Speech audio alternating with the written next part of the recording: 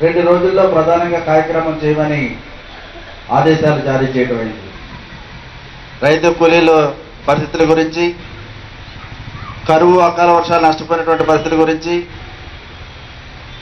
Telugu Desam party manifesto ఇచ్చిన వాగ్దానంలో Swaminathan committee ఏం చెప్పిందంటే ఉత్పత్తి వ్యయం మీద అదనంగా 50% కనీస మద్దతు ధర ఇవ్వాలన్నటువంటి విషయం చెప్పింది. అది తెలుగుదేశం పార్టీ ఎన్నికల మేనిఫెస్టోలో కూడా పెట్టడం జరిగింది. దాని మీద పంటల గిట్టుబాటు ధర మీద కనీస మద్దతు ధర రానప్పుడు రైతు మద్దతు ధరగా 5,000 కోట్ల మార్కెట్ ఇంటర్వెన్షన్ ఫండ్ ఏర్పాటు చేస్తామని ఆ రోజున వాళ్ళు చెప్పడం జరిగింది తెలుగుదేశం పార్టీ. ఇంతవరకు 5 పైసలు కూడా రిలీజ్ అయినటువంటి విషయం మనందరికీ కూడా తెలుసు. పంటల బీమా అమలు చేయడంలోనూ ఎన్నికల మేనిఫెస్టోలో ఇచ్చినటువంటి వ్యవసాయ, డ్వాక్రా, చేనేత రుణాలు తక్షణం పూర్తిగా మాఫీ చేయాలని, వ్యవసాయానికి క్వాలిటీ కరెంటు 9 గంటలు ఇవ్వాలని, తాగునీటి పరిష్కారం, జలయజ్ఞ ప్రాజెక్టు పరిష్కారం విషయంలో హైకమాండ్ నుంచి చెప్పడం జరిగింది. దాంతోపాటు ప్రధానంగా పశ్చిమ గోదావరి జిల్లాకి మనకు వచ్చేటప్పటికి అత్యంత ప్రధానమైనటువంటి కూడా 46 మండలాల్లోని కూడా మనం తహసీల్దార్కి ఇచ్చేటువంటి రిప్రజెంటేషన్లో మొదటిగా పోలవరం ప్రాజెక్టు తక్షణం పూర్తి చేయాలన్నటువంటి డిమాండ్ని మనం ప్రథమ డిమాండ్గా మనం పెడుతున్నాం. రెండవ డిమాండ్గా పట్టిసీమ ప్రాజెక్టు నిలుపుదల చేయమని రెండవ డిమాండ్గా మనం పెడుతున్నాం. మిగిలినటువంటి పరిస్థితులు ఆయా నియోజకవర్గాల బట్టి, ఉదాహరణ చింతలపూడి మనం చూసుకున్నట్లయితే చింతలపూడి లిఫ్ట్ ఇరిగేషన్ కూడా అక్కడ మూల పాడేసి మరి లక్షలాది ఎకరాలకు నీరు అందించడానికి అవకాశం ఉన్నటువంటి ప్రాజెక్టుని మూల పాడేశారు. అక్కడ ఉన్న చింతలపూడిలో వారు దాన్ని ప్రయారిటీ ఇస్తారు. అదేవిధంగా అప్లాండ్ ఏరియాలో మనం చూసుకున్నట్లయితే మొక్కజొన్న, పొగాకు, పామాయిల్ వీటికి గిట్టుబాటు ధర రాక కొట్టుమిట్టాడుతున్నటువంటి పరిస్థితి. అవి కూడా ఆ డిమాండ్స్ కూడా మనం ఇక్కడ పెడతాం. డెల్టాలో వచ్చేటప్పటికి ధాన్యం కొనేటువంటి దిక్కులేక సరిగ్గా బాగా తక్కువ రేటుకి కొంటున్నటువంటి పరిస్థితి, అది డెల్టాలో మేము పెట్టేటువంటి పరిస్థితి ఉంటుంది. అదేవిధంగా రొయ్యల రేటు పూర్తిగా పడిపోయి కనీసం మేత ఖర్చు కూడా ఈనాడు రొయ్యల సాగు సరిపోయినటువంటి పరిస్థితి ఉంది.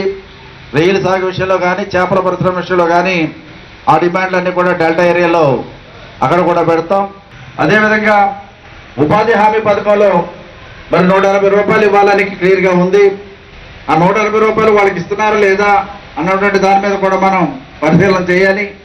రైతాంగ సోదరులు కానివ్వండి, డ్వాక్రా మహిళా సోదరిమణులు కానివ్వండి, బీసీ సోదరులు కానివ్వండి, ఎస్సీ సోదరులు కానివ్వండి, ఎస్టీ సోదరులు కానివ్వండి, చేతివృత్తుల వారు కానివ్వండి, మరి అన్ఎంప్లాయ్మెంట్ ఉద్యోగాలు లేనటువంటి వాళ్ళు కానివ్వండి, ఉన్న ఉద్యోగులు పిగేస్తున్నటువంటి పరిస్థితుల్లో ఐకేపీ లాంటి వాళ్ళు కానివ్వండి, వీళ్ళందరూ పడుతున్నటువంటి ఇబ్బందులు అన్నింటి మీద ఆ తీవ్రతను తెలియపరచాలి.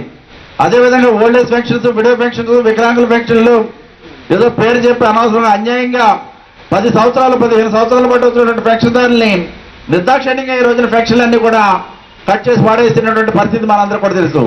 వాటిలన్నింటి మీద కూడా మరి తహసీల్దార్ గారి దృష్టికి తీసుకెళ్ళాలి. ఏదో మన గౌరవంగా 9 10 మంది వెళ్ళి ఒక రిప్రజెంటేషన్ ఇచ్చేందుకు మాత్రం దానికి ఇంపాక్ట్ ఉండదు. ప్రతి మండలంలో కనీసం 2,000 మంది అయినా వెళ్ళాలి. మనం చాలా కష్టపడాలి, శ్రమించాలి, ప్రజలను చైతన్యవంతులు చేయాలి. ప్రజానికానికి ఎటువంటి ఇబ్బందులు కానీ, ఈటి బాధలు కానీ ఏ విధంగా లేకుండా కూడా అన్ని రకాలుగా అన్ని విధాలుగా వాళ్ళని సమాజం చేయాలన్నటువంటి ప్రధాన బాధ్యత మన వైఎస్ఆర్సీపీ పార్టీ మన భుజ స్కంధాల మీద ఉన్నటువంటి విషయాన్ని మనం ఎవరు కూడా మర్చిపోకూడదు. మనం ఎవరికి ఏ హోదా తగ్గట్టు ఆ హోదాగా మనం ప్రతి ఒక్కళ్ళు కూడా పనిచేస్తే ఈ రోజున యావత్ ఆంధ్ర రాష్ట్ర ప్రజానికి అంతా కూడా అట్టుడిగిపోయి ఉన్నారు. తెలుగుదేశం పార్టీ చేసినటువంటి మోసాలు మరి స్వతంత్రం వచ్చిన తర్వాత 60 ఏళ్ళు పైబడిన తర్వాత ఇన్ని పార్టీలు, ఇంతమంది ముఖ్యమంత్రులు ఎవరూ చేయనటువంటి మోసాలు ఈ రోజున తెలుగుదేశం పార్టీ తరఫున చంద్రబాబు నాయుడు గారు ఒక్కడే గిన్నీస్ బుక్ లో ఎక్కే విధంగా ఎంత పెద్ద ఎత్తున మోసాలు చేసినటువంటి విషయం మరి ప్రజానికి అందరూ కూడా అట్టుడిపోయినటువంటి విషయం మనందరూ కూడా తెలుసు. ఆ విషయాన్ని 1-2 సార్లు మనం తెలియపరచాలి. ప్రజలకు నష్టంగా కరెక్ట్గా చూడాలని బాధ్యత మన మీద ఉంది. ఎన్నికల ముందు ఏం చెప్పారు? లాభదాయకం వ్యవసాయం అని చెప్పారు. ఈ రోజు లాభదాయకం కాదు కదా, అసలు వ్యవసాయం పేరెత్తున లేకుండా ఆగిపోయేటువంటి పరిస్థితుల్లో ఈ రోజున వ్యవసాయదారుల పరిస్థితి ఉంది. అదేవిధంగా మహిళా సోదరి అందరూ కూడా బంగారు లోన్లన్నీ కూడా మీరెవరో 1 పైసా కట్టకండి, వ్యవసాయం చేసే వాళ్ళు 1 పైసా కట్టకండి, 6 నెలల్లో మేము వస్తాం, సంవత్సరంలో మేము వచ్చేస్తున్నాం, తెలుగుదేశం పార్టీ అధికారంలోకి వస్తుంది, వచ్చిన వెంటనే మీ బంగారం అంతా బ్యాంకు నుంచి డైరెక్ట్ గా మీ మెడలోకి మీ బీరువాల్లోకి వచ్చేస్తుందని చెప్పడం జరిగింది. నిజం కాదా అని నమ్మారు. వ్యవసాయదారులు కూడా అదే నమ్మారు. ప్రతి ఒక్కరికి 2 లక్షలు 3 లక్షలు అప్పు ఉండడం మూలంగా అది వైఎస్ఆర్సీపీ పార్టీకి అభిమానం ఉన్నా కానీ ఎక్కడ 4 లక్షలు పోతుందేమో ఓటు వస్తే అన్నటువంటి తొందరపాటుతనంలో మరట్టు ఓట్లు వేసినటువంటి విషయం కూడా మనకు తెలుసు. ప్రధానంగా మరి ఈ రోజున రాష్ట్రంలో అధికారంలో ఉన్నటువంటి తెలుగుదేశం పార్టీ ప్రభుత్వం ఎన్నికల ముందు ఇచ్చినటువంటి హామీలు వాళ్ళ మేనిఫెస్టోలో కానీ లేకపోతే వాళ్ళ బహిరంగ సభలో చెప్పినటువంటి స్పీచెస్లో కానీ ఇచ్చినటువంటి ఏ ఒక్క హామీని కూడా నెరవేర్చకుండా తాత్సారం చేస్తూ ఈ రోజున ఆనాడు ఎన్నికల ముందు ప్రజలను మోసం చేసి అధికారంలోకి వచ్చిన తర్వాత కనీసం వాటి గురించి పట్టించుకోవటం ఇది చాలా దురదృష్టకరమైనటువంటి పరిణామం.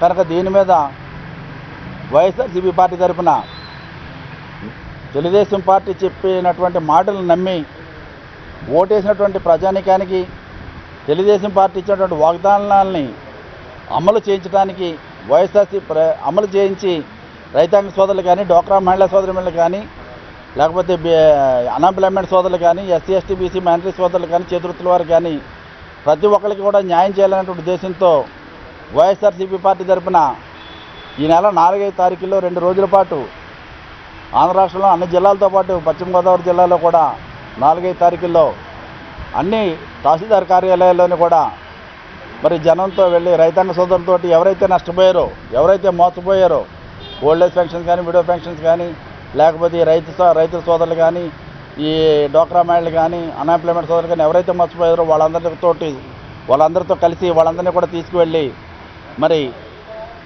తహసీల్దార్ గారికి తెలియపరిచి రిప్రజెంటేషన్ కూడా ఇచ్చి వైఎస్ఆర్సీపీ పార్టీ తరఫున వీళ్ళందరి తరఫున కలిసి నిరసన తెలియపరుస్తాం. ప్రధానంగా మన జిల్లాకు వచ్చేటప్పటికి మరి Polavaram project demand. Polavaram project అన్నది స్వర్గీయ రాజశేఖర రెడ్డి గారి ధైర్య సాహసాలతో మరి స్వతంత్రం వచ్చి 60 ఏళ్ళు గడిచిపోయినప్పటికీ కూడా ఎవరు కూడా దాన్ని వంక చూడడానికి ధైర్యం సరిపోయినప్పటికీ కూడా రాజశేఖర రెడ్డి గారు ఆలోచన చేసి ఈ ప్రాజెక్టు ఆంధ్ర రాష్ట్రానికి అంతా కూడా ఉపయోగపడుతుంది. ప్రధానంగా తూర్పుగోదావరి పశ్చిమ గోదావరి జిల్లాలతో పాటు కృష్ణా గుంటూరు జిల్లాలతో పాటు అటు రాయలసీమ ప్రాంతానికి ఇటు తెలంగాణ మన ఉత్తరాంధ్ర ప్రాంతానికి అన్ని జిల్లాలకు కూడా సక్రమంగా నీరు అందించడానికి అవకాశం ఉంటుంది. మేజర్గా గ్రావిటీ ద్వారా నీరు అందించడానికి అవకాశం ఉన్నటువంటి ఏకైక ప్రాజెక్ట్ ఇది కనుక దీనికి ప్రయారిటీ ఇవ్వాలని ఆయన ప్రాజెక్టు శాంక్షన్ చేయించుకుని 4,500 కోట్లు ఖర్చు పెట్టి మరి ఈ రోజున మనందరం కూడా చూస్తున్నాం. మరి అదృష్టవశాత్తు దానికి కేంద్రం నుంచి మరి జాతీయ ప్రాజెక్టుగా కూడా గుర్తింపు కూడా రావడం జరిగింది. అటువంటి ప్రాజెక్టుని అంత అవసరమైనటువంటి ప్రాజెక్టుని మూల పాడేసి ఈ రోజున దాని మీద ఎటువంటి డెవలప్మెంట్ అంటే పనులు జరిగేటువంటి తీరు మనం చూసినట్లయితే తెలుగుదేశం పార్టీ అధికారంలోకి వచ్చిన తర్వాత ముఖ్యమంత్రిగా చంద్రబాబు నాయుడు గారు అయిన తర్వాత ఆ ప్రాజెక్టులో చేసిన పని క్వాంటిటీ ఆఫ్ వర్క్ కానీ లేకపోతే క్యాష్ రూపంలో చేసినటువంటి పని కానీ మనం చూసినట్లయితే శూన్యం అన్నటువంటి విషయాన్ని ఈ సందర్భంగా నేను మీ అందరూ కూడా తెలియపరుస్తున్నా. ఎటువంటి పనులు కూడా పోలవరం ప్రాజెక్టులో జరగట్లేదు. కనీసం అక్కడ ఆయిల్కి కూడా డబ్బులు ఇవ్వడానికి లేక అక్కడ ఉన్నటువంటి వాళ్ళందరూ కూడా స్ట్రైకులు చేస్తున్నటువంటి పరిస్థితి మనం చూస్తున్నాం. కళ్ళ ముందు మనం చూసాం. మొన్న మేము విజిట్ చేసినప్పుడు కూడా జగన్మోహన్ రెడ్డి గారు కూడా స్వయంగా పోలవరం ప్రాజెక్టు విజిట్ చేయడం జరిగింది. అధికారులను కూడా అడగడం జరిగింది. పనులు ఏ విధంగా జరుగుతున్నాయంటే పనులు ప్రస్తుతానికైతే ఏమీ జరగట్లేదు, భవిష్యత్తులో జరుగుతాయని అనుకుంటున్నామనే చెప్పారు తప్ప ఈ పని జరిగింది ఆ పని జరిగిందని చెప్పడానికి కూడా అధికారులు కూడా సాధించలేదు. ఎందుకు సాధించలేదంటే ఏమీ పనులు జరగట్లేదు కనుక సాధించలేదు అన్నటువంటి విషయాన్ని తెలియపరుస్తున్నాం. కనుక మేము కోరేది ఏంటంటే పోలవరం ప్రాజెక్టుని తక్షణం పనులు వేగవంతంగా చేయాలి. యుద్ధ ప్రాతిపదిక మీద పోలవరం ప్రాజెక్టును పూర్తి చేసి తీరాలనే ప్రధాన డిమాండ్తో పశ్చిమ గోదావరి జిల్లాలో మేము ఈ 4వ తారీఖున జరిగేటువంటి కార్యక్రమంలో ముందుకు వెళ్తున్నటువంటి విషయాన్ని తెలియపరుస్తున్నా. దాంతోపాటు పట్టిసీమ ప్రాజెక్టు మరి పశ్చిమ గోదావరి జిల్లా తూర్పుగోదావరి జిల్లా రైతాంగ నోట్లో మట్టి కొట్టేటువంటి పట్టిసీమ ప్రాజెక్టుని తక్షణం నిలుపుదల చేయాలని కూడా మేము రెండో డిమాండ్గా దాన్ని ప్రధాన డిమాండ్గా మేము పెట్టుకున్నటువంటి విషయాన్ని తెలియపరుస్తున్నాం. వీటితో పాటు మరి చింతలపూడి లాంటి ఎత్తుబాతల పథకం చక్కటి ఎత్తుబాతల పథకం ఉంది చింతలపూడిలో మనకి. అది కొన్ని లక్షల ఎకరాల సాగులోకి రావడానికి అవకాశం ఉంది. దాని మీద కూడా ఒక 300 కోట్ల రూపాయల వరకు ఇంతవరకు మరి నిధులు కూడా మంజూరు చేసి ఖర్చు జరిగినటువంటి పరిస్థితి ఉంది. అటువంటి చింతలపూడి పథకాన్ని కూడా మూల పాడేశారు. ఇటువంటి ఇంపార్టెంట్ పథకాలు అదేవిధంగా అప్లాంట్కి వచ్చినట్లయితే మొక్కజొన్న, పామాయిల్, తర్వాత పొగాకు ఈ రోజున గిట్టుబాటు ధర లేక వాళ్ళు చాలా ఇబ్బందులు పడుతున్నారు. డెల్టా ఏరియాలో వస్తే ప్యాడీకి గిట్టుబాటు ధర లేక డెల్టాలో ఇబ్బందులు పడుతున్నారు. లేదు వాటిని మేత పరిస్థితి లేక ఆక్వాకల్చర్ రైతాంగం అంతా కూడా చాలా ఇబ్బందులు పడుతున్నారు. అదేవిధంగా ఫిష్ కల్చర్ వాళ్ళందరూ కూడా చాలా ఇబ్బందులు పడుతున్నారు. ఆ విధంగా డెల్టాలో చూస్తే మత్స్య పరిశ్రమ కానీ, ఫిష్ కల్చర్ కానీ, ప్రాన్ కల్చర్ కానీ, మరి ప్యాడీ కానీ ఎవరు కొనేటువంటి దిక్కులేక అక్కడ రైతాంగం ఇబ్బంది పడుతుంటే, అప్లాండ్లో పామాయిల్, మరి మొక్కజొన్న, తర్వాత మన పొగాకు కొనేటువంటి దిక్కులేక ఇక్కడ రైతాంగం ఇబ్బంది పడుతున్నారు. ఆ సమస్యలను కూడా మేము ప్రధానంగా పెట్టుకొని వీటితో పాటు ఇంకా రాష్ట్ర వ్యాప్తంగా ఉన్నటువంటి కొన్ని సమస్యలు, మనకు కూడా రాష్ట్ర వ్యాప్తంగా ఉన్నటువంటి సమస్యలు, మంచినీటి ఎద్దడి విషయంలో కానివ్వండి, రైతు కూలీల విషయంలో కానివ్వండి, కరువు అకాల వర్షాల వల్ల నష్టపోయినటువంటి రైతాంగానికి నష్టపరిహారం చెల్లించే విషయంలో కానివ్వండి, తెలుగుదేశం పార్టీలో మేనిఫెస్టోలో ఇచ్చినటువంటి వాగ్దానం మనకు తెలుసు.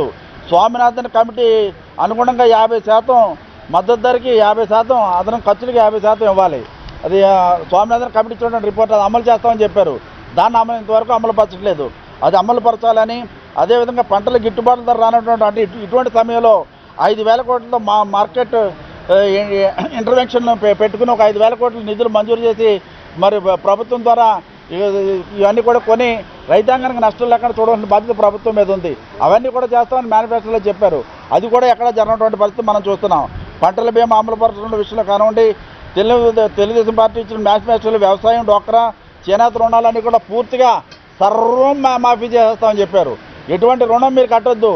సంవత్సరంలో వస్తున్నాం, 6 నెలల్లో మేము అధికారంలోకి వస్తున్నాం, పంటల రుణాలన్నీ రద్దు చేస్తాం, బంగారం రుణాలన్నీ రద్దు చేస్తాం, చేనేత రుణాలన్నీ రద్దు చేస్తాం, డోక్రా రుణాలన్నీ కూడా రద్దు చేస్తామని ఆ రోజు చెప్పేంతవరకు ఏ విధంగానూ కూడా నిమ్మకు నీరెత్తనట్టుగా ఉన్నటువంటి వాటి విషయంలో కానివ్వండి, వ్యవసాయానికి 9 గంటల కరెంట్ ఇచ్చేటువంటి విషయంలో కానివ్వండి, జిల్లాలో మిగిలినటువంటి సాగునీటికి సమస్యలు కానీ, డ్రింకింగ్ వాటర్ కానీ, పశువుల విషయంలో కానీ, ఇవన్నింటి సమస్యల మీద ప్రధానంగా 4-5 తారీఖులలో మరి పెద్ద ఎత్తున కార్యక్రమాలు 46 మండలాల్లో కూడా చేసి పెద్ద ఎత్తున రైతాంగ సోదరుల్ని, అదేవిధంగా ఓల్డేజ్ పెన్షన్స్, విడో పెన్షన్స్, వికలాంగుల్ని, అదేవిధంగా డోక్రా మహిళా సోదరిమణుల్ని, మరి అన్ఎంప్లాయ్మెంట్ సోదరుల్ని, రైతాంగ సోదరుల్ని అందరినీ కూడా సమీకృతం చేసి వాళ్ళందరికీ కూడా వైఎస్ఆర్సీపీ పార్టీ అండదండలతో పాటు ఉండి మరి వాళ్ళందరినీ కూడా మరి తహసీల్దార్ కార్యాలయం దగ్గర తీసుకువెళ్ళి వారి యొక్క నిరసన తెలియపరచడంతో పాటు వైఎస్ఆర్సీపీ పార్టీ తరఫున రిటర్న్గా కూడా ఇవన్నీ కూడా రిటర్న్గా కూడా తహసీల్దార్ గారికి సమర్పించడం జరుగుతుందని ఈ సందర్భంగా తెలియపరుస్తున్నా. ఇది ఒక మంచి ఆశయంతో చేస్తున్నటువంటి కార్యక్రమం. ఎందుకంటే ఈ రోజున ప్రజలను మోసం చేసి మీరు అధికారంలోకి వచ్చారు. ఈ రోజున మీరు అపోజిషన్లో ఉన్నటువంటి వ్యక్తులు ఈ రోజున అధికారంలో కూర్చున్నారు. అధికారంలో కూర్చున్న తర్వాత మీరు చెప్పినటువంటి మాటలు ఏవైతే ఉన్నాయో ఆ మాటలన్నీ కూడా అమలుపరుచినటువంటి బాధ్యత అధికారంలో ఉన్నటువంటి వ్యక్తులకు ఉంది, అధికారంలో ఉన్న పార్టీ తెలుగుదేశం పార్టీకి ఉంది, అధికారంలో ఉన్న ముఖ్యమంత్రి చంద్రబాబు నాయుడు గారికి ఉంది. కనుక అవన్నింటినీ కూడా మరి పక్కన పడేసి ఏదో సింగపూర్, జపాన్, మలేషియా అని వారానికి 7 రోజులు ఉంటే 6 రోజుల పూట విదేశాల్లో ఉండే అరపూటే మరి ఆంధ్ర రాష్ట్రంలో ఉండేటువంటి పరిస్థితి మనం చూస్తున్నాం. 6 రోజుల పూట విదేశాల్లోనే ఆయన తిరుగుతున్నారు, ప్రత్యేక విమానాల్లో తిరుగుతూ సరిపోతుంది తప్ప ఇక్కడ రైతాంగ సమస్యల గురించి కానీ, డోక్రా మహిళా సమస్యల గురించి కానీ, అన్ఎంప్లాయ్మెంట్ సమస్యల గురించి కానీ, లేకపోతే పోలవరం లాంటి చక్కటి ప్రాజెక్టుల విషయంలో కానీ ఎటువంటి శ్రద్ధ కూడా లేనటువంటి విషయం మనం చూస్తున్నాం.